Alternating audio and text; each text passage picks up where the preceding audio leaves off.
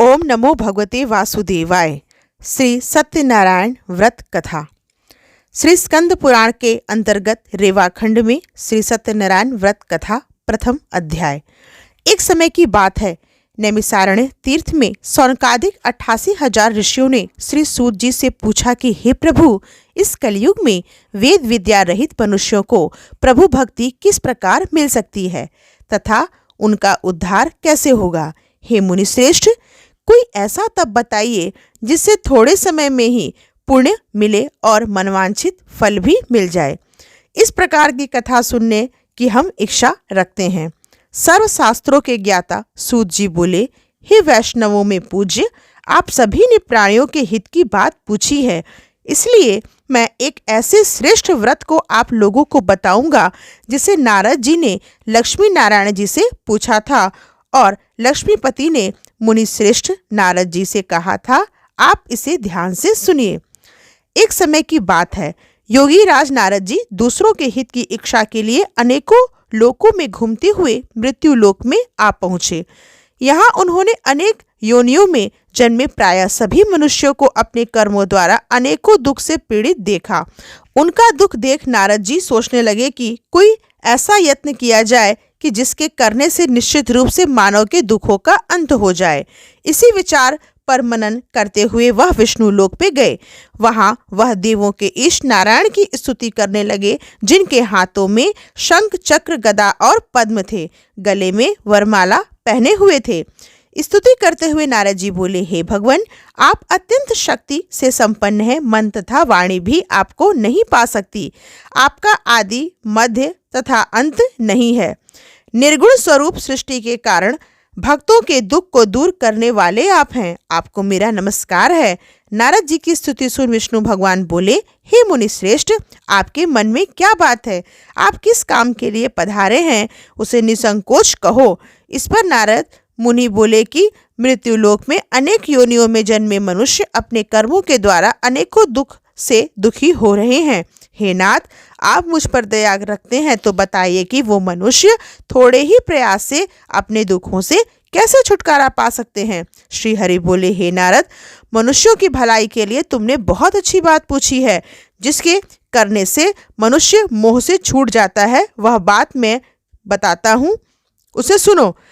स्वर्गलोक व मृत्युलोक दोनों में एक दुर्लभ उत्तम व्रत है जो पुण्य देने वाला है। आज प्रेम वश होकर मैं उसे तुमसे कहता हूँ।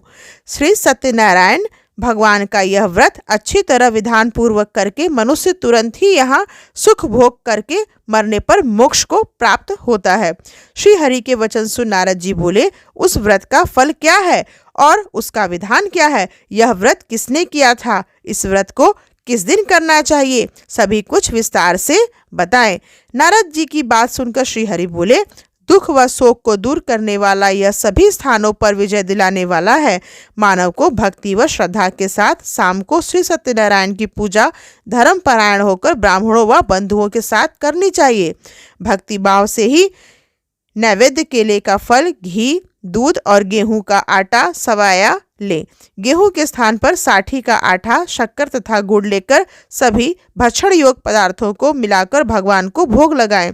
ब्राह्मणों सहित बंधु बांधवों को भी भोजन कराएं। उसके बाद स्वयं भोजन करें। भजन कीर्तन के साथ भगवान की भक्ति में लीन हो जाएं।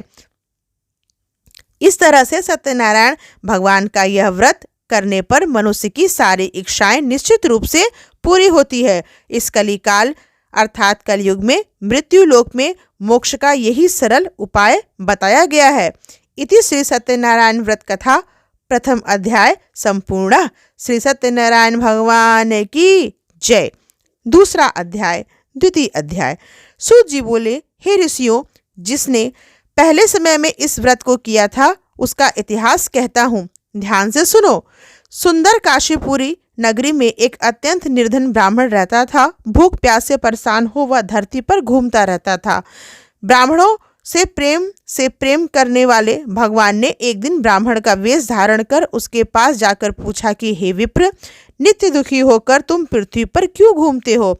दीन ब्राह्मण बोला, मैं निर्धन ब्राह्मण हूँ, भिक्षा के लिए धरती पर घूमता हूँ। हे भगवान, यदि आप इसका कोई उपाय जानते हो तो बताइए। वृद्ध ब्राह्मण कहता है कि सत्यनारायण भगवान मनोवांछित फल देने वाले हैं, इसलिए तुम उनका पूजन करो।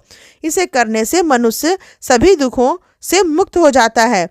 वृद्ध ब्राह्मण बनकर आए सत्यनारायण भगवान उस निर्धन ब्राह्मण को व्रत का सारा विधान बताकर अंतर ध्यान हो गए। ब्राह्मण मन ही मन सोचने लगा कि जिस व्रत को वृद्ध ब्राह्मण करने को कह गया है उसे मैं जरूर करूंगा। यह निश्चय करने के बाद उसे रात में नींद नहीं आई। वह सवेरे उठकर सत्यनारायण भगवान के व्रत का निश्चय कर भिक्षा के लिए चला गया। उस दिन निर्धन ब्राह्मण को भिक्षा में बहुत धन मिला, जिससे उसने बंधु बांधवों के साथ मिलकर श्री सत्यनारायण भगवान का व्रत संपन्न किया। भगवान सत्यनारायण का व्रत संपन्न करने के बाद वह निर्धन ब्राह्मण सभी दुखों से छूट गया और अनेक प्रकार की संपत्तियों से युक्त हो गया। उसी समय से यह ब्राह्मण हर माह इस व्रत को करने लगा।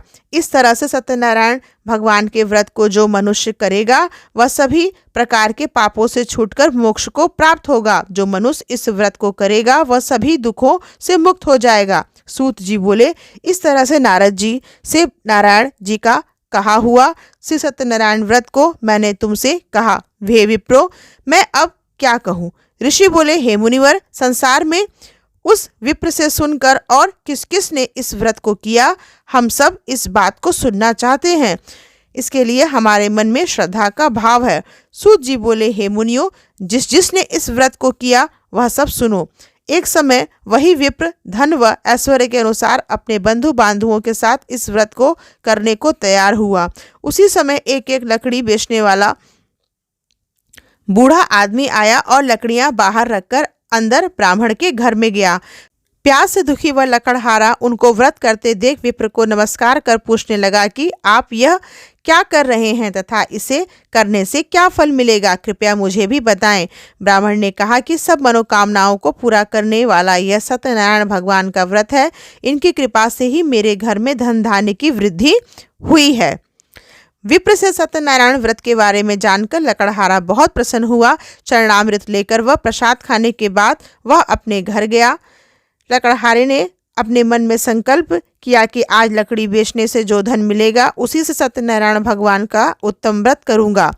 मन में इस विचार को ले बूढ़ा आदमी सिर पर लकड़ियां रख उस नगर में बेचने गया जहां धनी आदमी ज़्यादा रहते थे।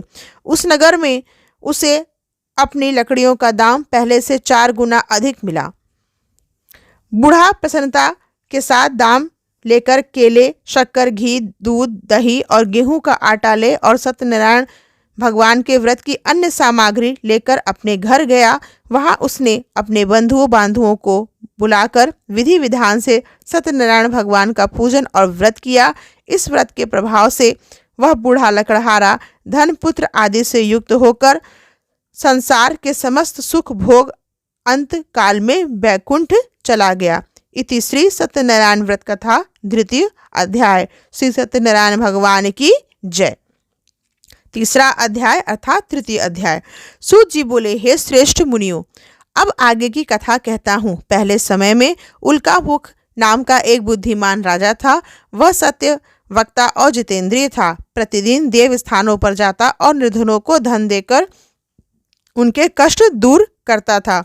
उसकी पत्नी कमल के समान मुख वाली तथा सती साध्वी थी। भद्रशिला नदी के तट पर उन दोनों ने श्री सत्यनारायण भगवान का व्रत किया। उसी समय साधु नाम का एक वैश्य आया। उसके पास व्यापार करने के लिए बहुत सा धन भी था।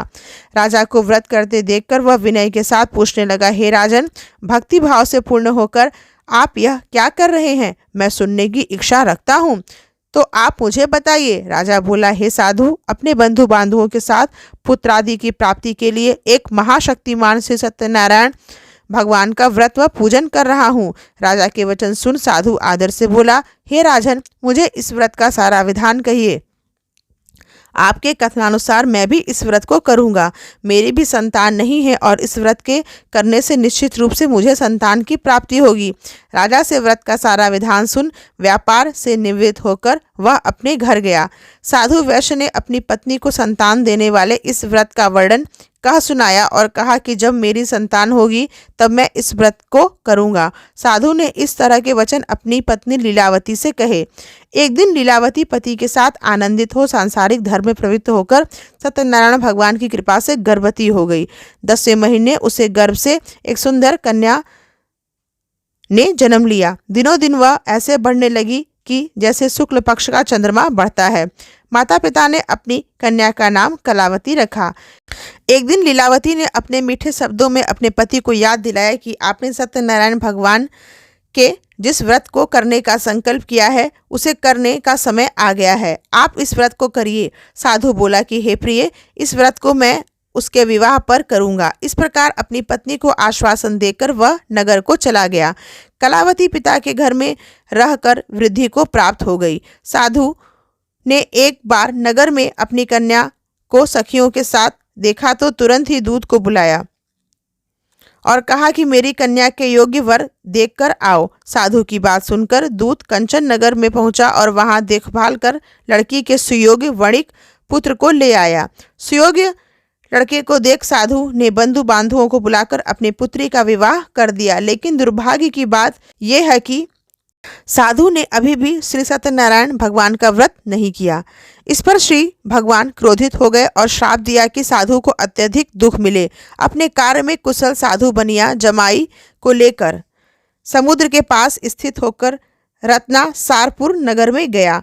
वहां जाकर दामाद ससुर दोनों मिलकर चंद्रकेतु राजा के नगर में व्यापार करने लगे। एक दिन भगवान सत्यनारायण की माया से एक चोर राजा के धन को चुराकर भाग रहा था। उसने राजा के सिपाहियों को अपना पीछा करते देख चुराया हुआ धन वहां रख दिया जहां साधु अपने जमाई के साथ ठहरा हुआ था। राजा के सिपाहियों ने साधु वैश्य के पास राजा का धन पड़ा देखा तो वह ससुर जमाई को दोनों को बांधकर प्रसन्नता से राजा के पास ले गए और कहा कि उन दोनों चोरों को हम पकड़कर लाए हैं, आप आगे की कार्यवाही की आज्ञा दें। राजा की आज्ञा से उन दोनों को कठिन कारावास में डाल दिया गया और उनका सारा धन भी उनसे छीन लिया गया। श्री सत्यनारायण भगवान के श्राप से साधु की पत्नी भी बहुत दुखी हुई। घर में जो धन रखा हुआ था उसे चोर चुरा ले गए। शारीरिक तथा मानसिक पीड़ा व भूख प्यास से अति दुखी हो अन्न की चिंता में कलावती ब्राह्मण के घर गई। वहां उसने श्री सत्यनारायण भगवान का व्रत होते देखा। फिर कथा भी सुनी तथा प्रसाद ग्रहण कर वह रात को घर वापस आई। माता ने कलावती से पूछा कि हे पुत्री, अब तक तुम कहाँ थी, तेरे मन में क्या है? कलावती ने अपने माता से कहा कि हे माता, मैंने एक ब्राह्मण के घर में श्री सत्यनारायण भगवान का व्रत देखा है। कन्या के वचन सुन लीलावती भगवान के पूजन की तैयारी करने लगी। लीलावती ने परिवार व बंधुओं सहित सत्यनारायण भगवान का पूजन किया और उनसे वर मांगा कि मेरे पति तथा जमाई शीघ्र घर आ जाएं।